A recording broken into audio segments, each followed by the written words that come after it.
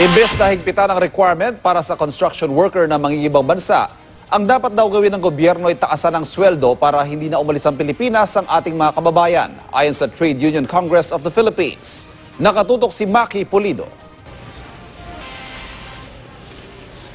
Kahit sinabi na ni Labor Secretary Silvestre Bello III na lilimitahan na ang deployment pa ibang bansa ng mga skilled workers sa construction, lumuwas pa rin mula Mindoro Oriental si Jonathan para makapunta ng Philippine Overseas Employment Agency. Ipipilit ni Jonathan na makapag-apply pa rin ng trabaho sa New Zealand. Hindi bababa sa 550 pesos kada araw ang sweldo niya dito, pero sa New Zealand, 24 Australian dollars o halos 900 piso kada oras. Para sa pamilya, para sa mga anak, hindi po sapat yung kinikita dito. Hindi po ko alis kung sapat po yung kikitain dito sa atin. Nasa top 10 ang construction sa mga in-demand na trabaho sa abroad ngayon. Maliban sa dati ng destinasyon ng ating mga OFW, nagbubukas din para sa skilled worker ang Japan, Germany at New Zealand.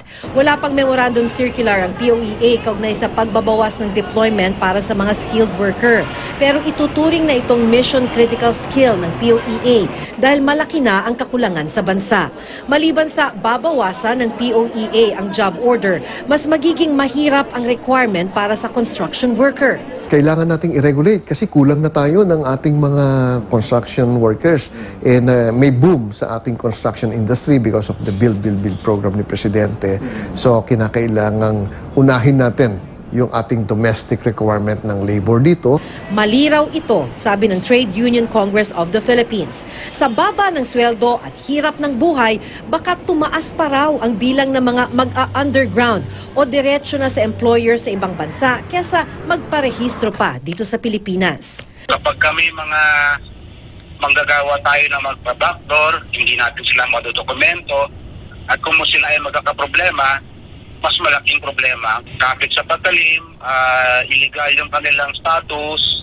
Ang dapat daw gawin ng gobyerno, taasan ang sweldo para hindi na mag-abroad ang mga construction worker.